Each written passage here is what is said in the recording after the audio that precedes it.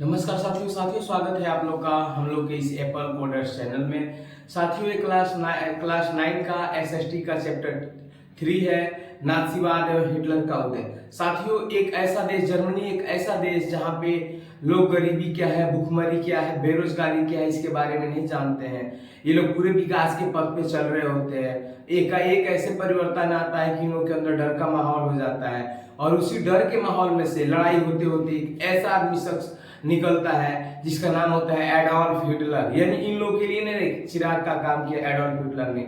Adolf Hitler जब बड़ा होता है, ऑस्ट्रिया में उसका जन्म होता है, पूरी दुनिया में उसका खौफ पैदा हो जाता है। एक ऐसा शख्स जो लगभग 60 लाख लोगों को गैस चैम्बर में इकट्ठा करके और गैस चालू करके मार देता है। पूरी दुनिया डर जाती है कि ये शख्स है कैसे, पूरी दुनिया इसको मारने आती है। लगातार ये पूरी दुनिया से युद्ध करता है, लगभग 20 देशों से युद्ध किया। अंत में इसकी हार होती है और अपने साथ साथ अपने प्रेमिका को भी गोली मारता है और मर जाता है। तो इसकी कहानी के बारे में हम विस्तार से जानेंगे। ठीक है दोस्तों, चैप्टर का नाम है नाथसीवाद और हिटलर। ठीक है, हिटलर का उदय। अच्छा, अध्याय का सार क्या है? पूरे इस अध्याय का सार क्या है? नाथसीवाद और हिटलर का उदय हमें बताता है कि कैसे आर्थिक संकट, बेरोजगारी और जनता की असंतुष्टि का फायदा उठाकर हिटलर ने तानाशाही सत्ता स्थापित की थी। यानी हिटलर ने क्या किया था? तानाशाही सत्ता स्थापित किया। उसकी नस्लवादी नीतियों के कारण लाखों लोगों की जान गई। कहने का मतलब है ना, वो नस्लवादी था, वो नात्सी, जैसे उसका एक संप्रदाय बनाया था नात्सी। और वो क्या मानता था? नात्सी था। तो मानता था ना कि अगर हमारा बच्चा नात्सी की तरह नहीं दिखाई देगा तो उसको मार दिया जाता था। यानी यहूदियों की तरह कोई भी बच्चा गर्भ से निकल गया, किसी माँ के गर्भ से पैदा हो गया तो हिटलर उसको मार दिया करता था। तो लाखों लोग मारे जा चुके थे हिटलर की नीतियों की वजह से। दुनिया को द्वितीय विश्व युद्ध जैसी भयंकर त्रासदी झेलनी पड़ी। यानी हिटलर की वजह से दुनिया को क्या झेलनी पड़ रही है? द्वितीय विश्व ऐसी खतरनाक त्रासदी झेलनी पड़ रही है। और द्वितीय विश्व युद्ध के बाद आज तक तृतीय विश्व युद्ध की नौबत नहीं आई है। यानी द्वितीय विश्व युद्ध भी नहीं हुआ होता, द्वितीय विश्व युद्ध भी नहीं हुआ होता जब प्रथम विश्व युद्ध हुआ, उसी समय द्वितीय विश्व युद्ध की पटकथा लिखी जा चुकी थी। तो आइए बिना देरी किए हम लोग जानते हैं। क्लास 9 का इतिहास है, अध्याय है नाथसीवाद और हिटलर का उदय, प्रथम विश्व युद्ध और जर्मनी की स्थिति। यानी प्रथम विश्व युद्ध की पहले जर्मनी की स्थिति कैसे थी? लिखा है 1914 से 1918 तक प्रथम विश्व युद्ध चला। क्या हुआ? 1914 से और 1918 तक प्रथम विश्व युद्ध चला। इस युद्ध में जर्मनी की हार होती है। जर्मनी की हार होने के बाद से ना क्या होता है? इस युद्ध में जर्मनी की हार होती है। जर्मनी के हार होने के बाद से वर्साई की संधि होती है, जिसने जर्मनी को बहुत कठोर शर्तें ला दी। मतलब ये लोग इतना अत्याचार कर दे रहे हैं जर्मनी पे ने, इतना अत्याचार कि एकदम से कठोर शासन ला दिए जा रहे हैं। और क्या होता है कि इसमें कोयला बांट के लेके चले जा रहे हैं जर्मनी से, सोना बांट के लेके चले गए, अच्छी अच्छी लड़कियां बांट के लेके चले गए। मतलब हिटलर जब छोटा था ना, इतना तबाही देखा था, ऐसा मंजर देखा था कि उसके अंदर बस एक ही ललक थी कि हम पूरा क्या करेंगे, 10% ब्याज के सहित वापस लेके आएंगे जितने युद्ध में क्षति पहुंची है। आखिर में हिटलर वही करता है। चलिए, हिटलर पूरी दुनिया में अत्याचार किया लेकिन अपने देश के लोगों के लिए मसीहा साबित हुआ था। आगे है प्रथम विश्व युद्ध और जर्मनी की स्थिति, ये हम लोग देख चुके हैं। आगे है इसके वर्साई की संधि की मुख्य शर्तें। इस जो वर्साई की संधि हुई जिसमें जर्मनी को बहुत नुकसान हुआ, उसकी शर्तें क्या क्या थी? जर्मनी को युद्ध का जिम्मेदार मान दिया गया। यानी युद्ध हुआ तो मुख्य जिम्मेदार किसको माना गया? जर्मनी को। जब जर्मनी को युद्ध का जिम्मेदार माना जाएगा तो जर्मनी को उस सारे नुकसान का भरपाई करना पड़ेगा। जर्मनी से भारी जुर्माना लिया गया। क्या है? भारी जुर्माना लिया जा रहा है। इतना टैक्स लिया जा रहा है कि जर्मनी लगभग आने वाले 50 साल तक उबर नहीं पाया था। उसकी सेना कम कर दी गई। उसकी सेना इतना कम कर दी गई जैसे कि मान लीजिए अपने राज्य में पुलिस जितनी संख्या होती है उससे भी कम कर दी गई। कई उपनिवेश छीन लिए गए। यानी उसने जब जीता था, जो राज्य को जीता था, जिस देश को जीता था, सारे देश छीन लिए गए। आगे है राइनलैंड क्षेत्र को असैनिक बना दिया गया। एक क्षेत्र था राइनलैंड जिसको असैनिक, उसमें कोई सैनिक नहीं रखना था, ऐसा बना दिया गया। अब हिटलर पूरे ना अपमान की बदला से अपमान ही देख रहा था। हिटलर छोटा सा बच्चा था जो सेना में भर्ती होता है। सेना में भर्ती होने के बाद ऐसा ओजस्वी भाषण देता है कि उसके यहाँ की जनता बोलती है कि नहीं, इसको बनाओ, इसको चांसलर बनाओ। जर्मनी 1933 में हिटलर जर्मनी में 1933 में जर्मनी का शासक बनता है, चांसलर बनता है। और उसके बाद से एक तबाही का मंजर शुरू होता है। जितना अत्याचार करती है पूरी दुनिया को तबाही दिखाता है कि हिटलर है क्या। आइए थोड़ा सा जानते हैं इसके परिणाम क्या हुआ। जर्मनी की अर्थव्यवस्था टूट गई, बेरोजगारी बढ़ गई, जनता सरकार से नाराज हो गई। बेरोजगारी आएगी अर्थव्यवस्था टूटेगी, जनता पे सारा उसका जो भार है ना पूरी जनता पे ही पड़ती है। लोगों में बदले की भावना हो गई। अब जो जर्मनी की जनता थी ना एकदम आक्रोशित थी कि हमें बदला लेना है, और उसी के समय एक मसीहा आ जाता है इनका एडोल्फ हिटलर। इसने ना आग में घी डालने का काम कर दिया। आगे है वाइमर गणराज्य। क्या होता है? वाइमर गणराज्य की स्थापना हो जाती है। 1919 में जर्मनी में लोकतांत्रिक सरकार बनी जिसे वाइमर गणराज्य कहा गया। एक ऐसी सरकार बन रही है जिसे वाइमर गणराज्य कहा जा रहा है। समस्याएं क्या क्या थी? आर्थिक संकट थी, राजनीतिक अस्थिरता थी, जनता का समर्थन कम था, लगातार सरकार बदल रही थी। कहने का मतलब आर्थिक संकट, घर की स्थिति सही नहीं थी, राजनीतिक अस्थिरता यानी जो नेता थे उनकी अस्थिरता बनी हुई थी, जनता का समर्थन कम था, और आखिर ये लगातार सरकार बदल रही थी। और सबसे बड़ी समस्या थी ना, ये लोग पूरी दुनिया में युद्ध कर रहे थे, चारों ओर फ्रंट से युद्ध खोल के रखा था। जब आप चारों ओर से युद्ध करेंगे तो सेना लगेगा, उसके बाद से खर्चे लगेंगे, सेना मारे जाएंगे, मतलब अनेक प्रकार की समस्या आएंगी, साधन लगेंगे, इधर लगेंगे, तो समस्या हो रही थी और गरीबी बढ़ती जा रही थी। आगे 1933 की आर्थिक मंदी। क्या है? 1923 की आर्थिक तबाही। जर्मनी में महंगाई इतनी बढ़ गई कि लोग पैसे बोरी में भर कर ले जाते थे। लोगों को डर हो गया ना, जो लोग सामान बेचते थे वो लोग पैसे बोरी में भर के लेके जाते थे, और रोटी खरीदने के लिए लाखों मार्क लगते थे। कहने का मतलब है कि थोड़ा सा रोटी हो तो एक बोरा पैसा भर के लेके जाते थे। ऐसी कंडीशन थी जर्मनी में, इतनी भूखमरी आ गई थी, लोग परेशान हो गए थे। हिटलर का प्रारंभिक जीवन। हिटलर का पूरा नाम क्या था? Adolf Hitler. ठीक है। जन्म होता है 1889 में ऑस्ट्रिया में। कहां पे? ऑस्ट्रिया में। प्रथम विश्व युद्ध में किसका काम करता है? सैनिक रहता है। जर्मनी के हार से बहुत दुखी था। अभी हमने बताया एक छोटा सा बच्चा जो अपने देश का अपमान का बदला लेना चाहता है, बड़ा होता है तो सेना में जाता है, ओजस्वी भाषण देता है, फिर चांसलर तक पहुंचता है। उसके बाद राजनीति में प्रवेश किया। ठीक है। राजनीति में प्रवेश करता है। आगे है नाजी पार्टी का गठन। क्या करता है? नाजी पार्टी का गठन करता है। हिटलर ने national socialist German workers party, Nazi party को मजबूत किया। एक ऐसा पार्टी जो हिटलर की विचारधारा की तरफ चलती थी, इसको मजबूत किया। ठीक है दोस्तों। आगे है नाजी विचारधारा। यानी नाजियों की विचारधारा क्या थी? जर्मनी को शक्तिशाली बनाना। कोई भी इंसान चाहेगा कि मेरा देश शक्तिशाली बने। अगर हम लोग भारतीय, हम लोग सोचेंगे कि हमारा देश शक्तिशाली बने। चाइना कब पीठ पीछे वार करता है किसी को पता नहीं है, तो हमें शक्तिशाली बनना होता है। तो जर्मनी की विचारधारा थी कि हमें भी शक्तिशाली बनना है। आई सब तो हमेशा युद्ध करते रहते थे जर्मनी वाले। आगे है वर्साय संधि का विरोध। वर्साय एक ऐसा संधि हुआ था जिसमें जर्मनी पूरा सब कुछ हार गया था। हीरा मोती, सोना चांदी, कोयला, जो भी व्यवस्थाएं थी, खदान, पेट्रोलियम, सब बांट के लेके चले गए थे। यहाँ तक कि उनकी घर की सुंदर लड़की और महिलाओं को भी नहीं छोड़ा गया। इतना बर्बरता किया गया कि हिटलर शुरू से ही परेशान था। ठीक है। आगे है आर्य जाति को श्रेष्ठ मानना। यानी हिटलर आर्य जाति को समझता था, और हिटलर अपने आप को बोलता था कि हम आर्य जाति से हैं।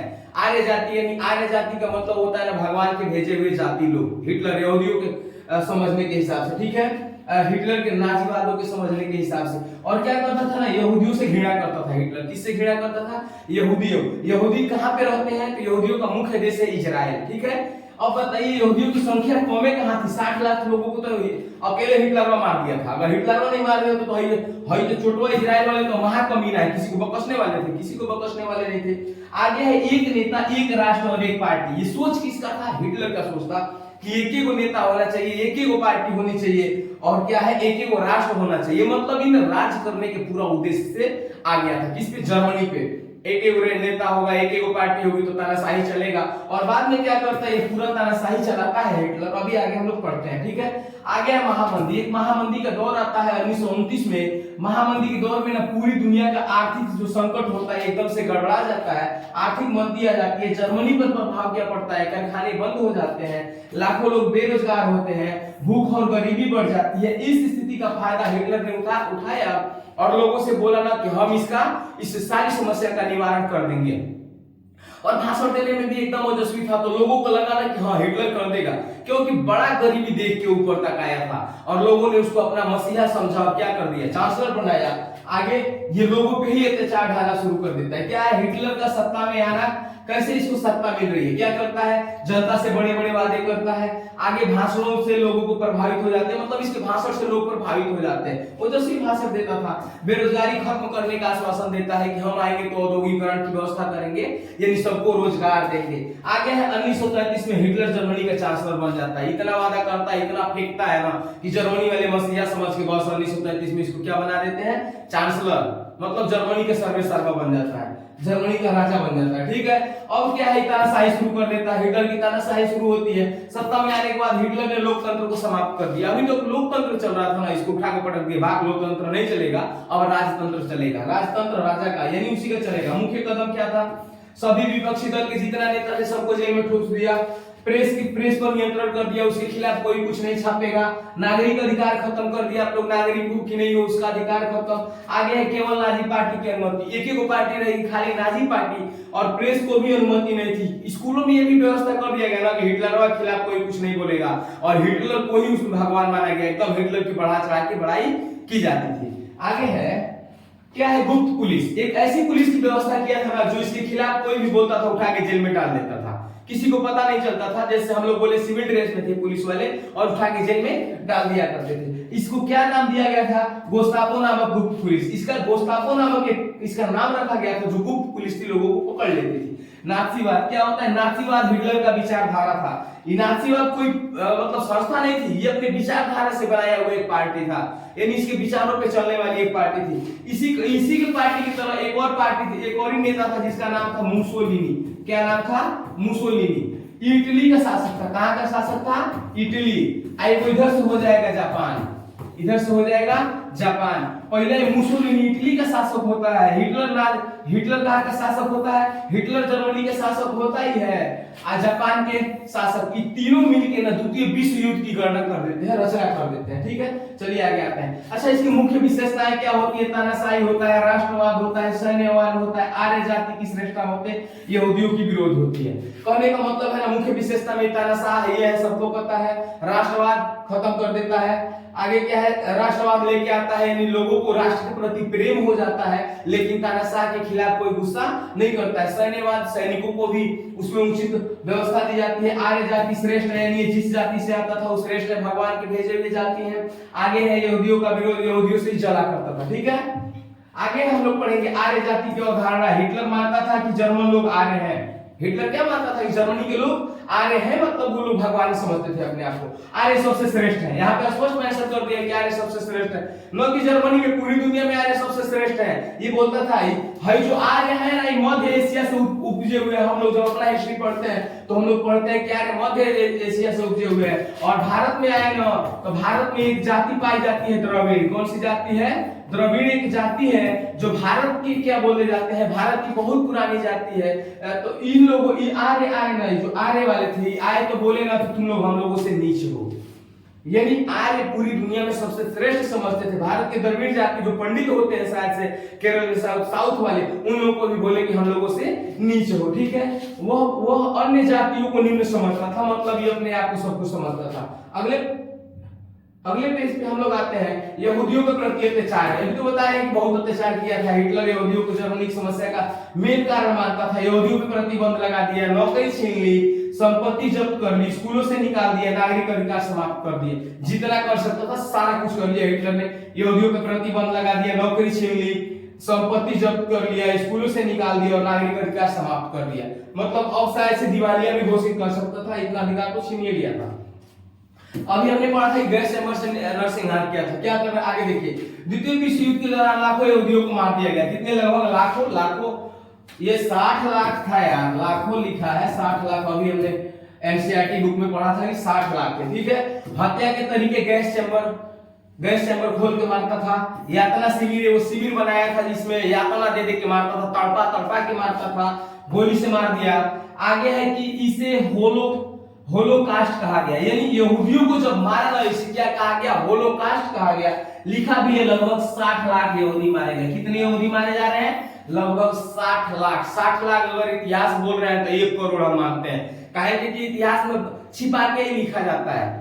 अब आप पूछेंगे छिपा के क्यों लिखा जाता है, छिपा के इसलिए लिखा जाता है कि हम लोग के यहाँ ना जब जलियांवाला बाग हत्याकांड हुआ तो ये लोग बोलते हैं ना, ये अंग्रेज छोटवा कमीनवा बोलते हैं कि 389 भारतीय मरे थे, जहाँ पे लगभग 1500 प्लस भारतीय मरे थे। तो इतिहास हमेशा छिपा के ही लिखता है। तो कहने का मतलब अगर 60 लाख यहूदी मरे थे तो लगभग 60 लाख से अधिक यहूदी मारे गए होंगे। सब हिटलर का कारनामा था। आगे है बच्चों और युवाओं पर प्रभाव। क्या बच्चों और युवाओं पे प्रभाव पड़ रहा है किसका?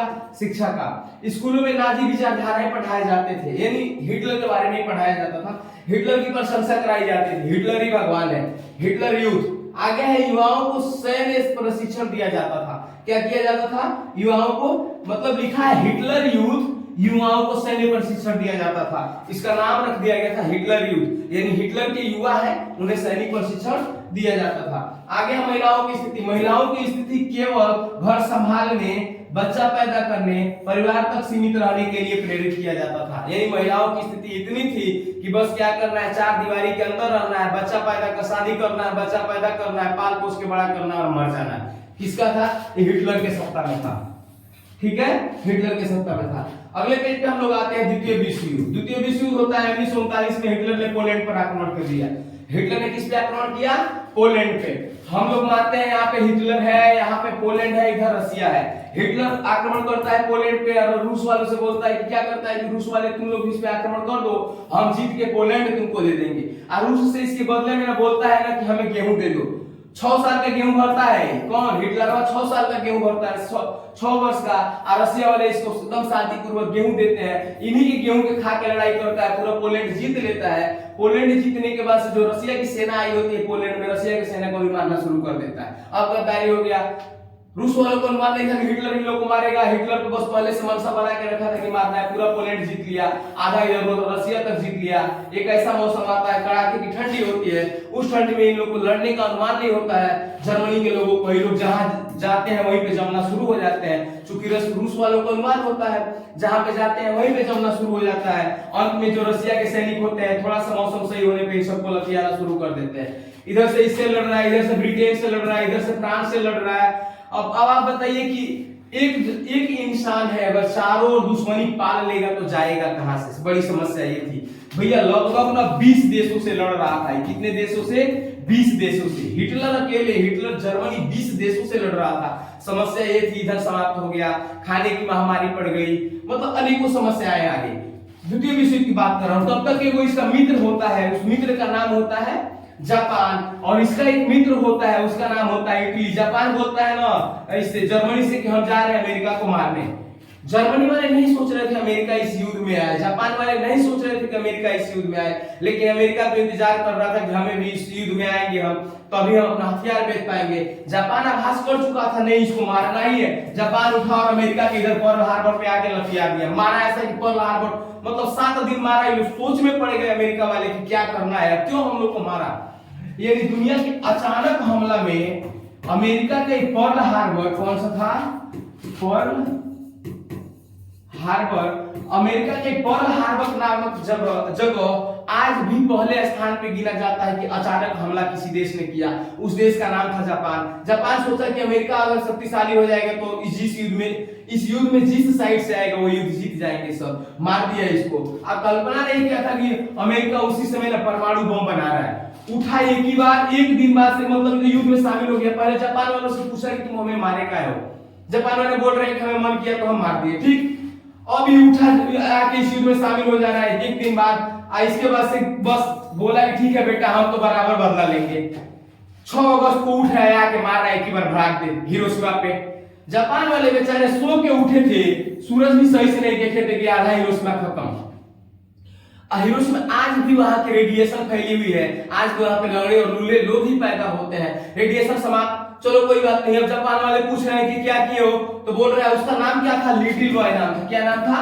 Little boy. इस बम का जो परमाणु बम गिरा ना, उसका नाम था लिटिल बॉय। 6 अगस्त को गिराया गया। 6 अगस्त 1945 को। 6 अगस्त 1945 को। अभी 2 दिन बीते थे कि ये गौरव उठ के लेके आ रहा है, नागासाकी पे गिरा दे रहा है। ये गौरव परमाणु बम मार रहा है। तो 9 अगस्त को था 1945। ये भैया यही से ना जापान एकदम आत्मसमर्पण कर दिया। बोला कि नहीं, तुम ही हमारे माई बाप हो। क्या बोल रहा है कि तुम ही हमारे माई बाप हो। आज तक जापान में ना जापानी सेना नहीं है। मैं आज तक की बात कर रहा हूं, जापान में जापानी सेना नहीं है।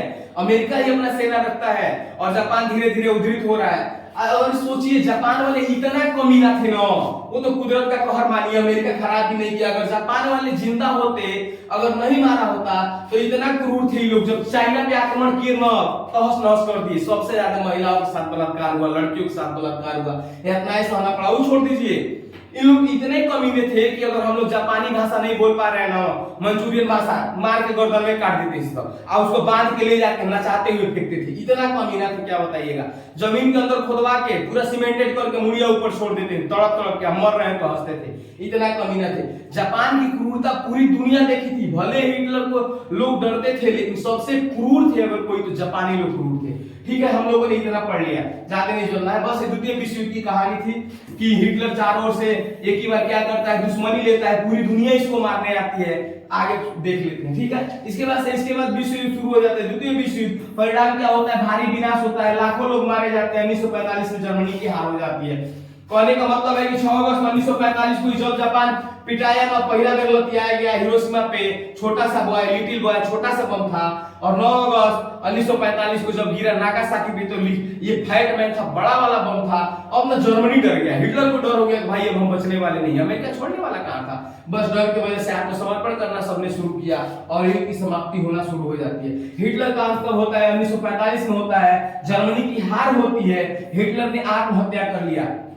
हमने बताया था आपको कि एगो भवन होता है, क्या होता है, एगो भवन होता है। इस भवन में हिटलर जाता है और उसकी गर्लफ्रेंड जाती है, दोनों जाते हैं। उसके साथ वो सेनापति होता है। हिटलर पहले अपने गर्लफ्रेंड को गोली मारता है, उसके बाद से अपने आप को गोली मार लेता है। अपने सैनिकों से बोलता है कि अगर हम बच जाएंगे तुम सब मिलकर हमको गोली मार देना, नहीं तो पूरी दुनिया हमको छोड़ने वाली नहीं है। ठीक है, नाजी शासन समाप्त हो जाता है, यानी हिटलर का शासन समाप्त हो जाता है। नाजीवाद के दुष्परिणाम क्या होते हैं, मानव अधिकारों का हनन होता है। क्या होता है, मानव अधिकारों का हनन होता है। नस्लवाद वहां पे होता है, नरसंहार होता है, तानाशाही होती है, विश्व युद्ध होता है। इतना ज्यादा दुष्परिणाम देखने के बाद भी जर्मनी वाले फिर सब धीरे धीरे उठ रहे हैं। आगे फिर से देखेंगे हम लोग। महत्वपूर्ण शब्द कुछ दिया है और इसके अर्थ दिया है। नाजीवाद हिटलर की क्या थी, एक विचारा थी। फ्यूहरर यानी नेता, हिटलर के लिए क्या किया गया है, प्रयोग किया गया है। हिटलर के लिए एक शब्द प्रयोग किया गया है, फ्यूहरर। कौन सा शब्द था, फ्यूहरर। ये क्या है, गेटशापे क्या है, गुप्त पुलिस थी। क्या थी, गुप्त पुलिस। और होलोकास्ट क्या है, यहूदियों का नरसंहार था। क्या है, होलोकास्ट क्या होता है, यहूदियों के नरसंहार को क्या बोला गया, होलोकास्ट। आगे कुछ प्रश्न है, महत्वपूर्ण प्रश्न है। वर्साय संधि क्या थी, प्रथम विश्व युद्ध के बाद जर्मनी पर लगाया गया कठोर संधि। एक ऐसा संधि जो पूरे जर्मनी को एकदम झकझोर के रख दिया। नाजी पार्टी का नेता कौन था, तो एडोल्फ हिटलर था। आगे का क्वेश्चन है, होलोकास्ट क्या था, यहूदियों का एक सामूहिक नरसंहार था। यानी यहूदी लोगों को सामूहिक, बहुत सारे 60 लाख लोगों को एक बार में क्या किया गया था, नरसंहार। हिटलर सत्ता में क्या लिखा, हिटलर सत्ता में कब आया, तो 1933 में बैठा था। कब बैठा था, 1933 में। गेटशापे क्या थी, तो नाजी की गुप्त पुलिस थी। ठीक है, आगे है एक लाइनर प्रश्न। क्या है, हिटलर किस देश का नेता था, तो जर्मनी का नेता था। नाजी पार्टी का चिन्ह क्या था, स्वास्तिक। अब ये मत बोलिएगा जिस स्वास्तिक का हम लोग उपयोग करते हैं वही स्वास्तिक था, नहीं, ये हमारा स्वास्तिक है। उसका भी स्वास्तिक था, अलग था, लेकिन हमारा स्वास्तिक अलग है। ठीक है, आगे द्वितीय विश्व युद्ध कब शुरू हुआ, 1939 में शुरू हुआ। वाइमर गणराज्य की स्थापना कब हुई, 1919 में हुई। हिटलर की पुस्तक का क्या नाम था, मीन कैम्प। हिटलर की पुस्तक का क्या नाम था, मीन कैम्प। क्या नाम था, मीन कैम्प, मेरा संघर्ष। यानी हिटलर ने शुरू से लेकर और अंतिम तक की कहानी लिखी थी उस कैंप में, यानी उसके बुक में लिखी थी हिटलर ने। ठीक है, तो दोस्तों अभी तक के हम लोग का क्वेश्चन था, जो भी था ये समाप्त होता है। थोड़ा सा प्रथम विश्व युद्ध के बारे में हम लोग जानते हैं। प्रथम विश्व युद्ध शुरू होता है 1914 से लेके और 1918 तक। ठीक है, प्रथम विश्व युद्ध शुरू होता है 1914 से लेके और 1918 तक। इसमें दो ग्रुप बनते हैं, एक मित्र राष्ट्र बनता है, एक ध्रुवीय राष्ट्र बनता है। द्वितीय विश्व युद्ध में भी सेम वही कंडीशन होता है, एक मित्र राष्ट्र बनता है और एक ध्रुवीय राष्ट्र बनता है। ध्रुवीय राष्ट्र में होते हैं जर्मनी, ऑस्ट्रिया, हंगरी और क्या, जापान। ये लोग ध्रुवीय राष्ट्र में होते हैं। मित्र राष्ट्र में होते हैं अमेरिका, फ्रांस, ब्रिटेन, ये सब किसमें होते हैं, इसमें मित्र राष्ट्र में होते हैं। फिर ऊपर आते हैं इस वाले में होते हैं कौन से, मित्र राष्ट्र में। मित्र राष्ट्र क्या होता है, मित्र राष्ट्र में इसमें होता है ब्रिटेन, क्या होता है, ब्रिटेन, फ्रांस, ऑस्ट्रिया, ये सब किसमें होते हैं, मित्र राष्ट्र में। है सब जर्मनी, हंगरी, ये सब किसमें होते हैं, ये सब होते हैं ध्रुवीय राष्ट्र में। एक दो देश होंगे। ठीक है, तो ये हमारी पूरी चैप्टर थी दोस्तों। अच्छा लगे तो लाइक, शेयर और सब्सक्राइब करें। अगर हो सकता है कि थोड़ी सी गलती हुई हो तो कमेंट बॉक्स में जरूर अपना राय दें, क्योंकि हम लोगों ने अपना चैनल नया स्टार्ट किया। अभी के लिए साथियों सिर्फ इतना ही। जय हिंद।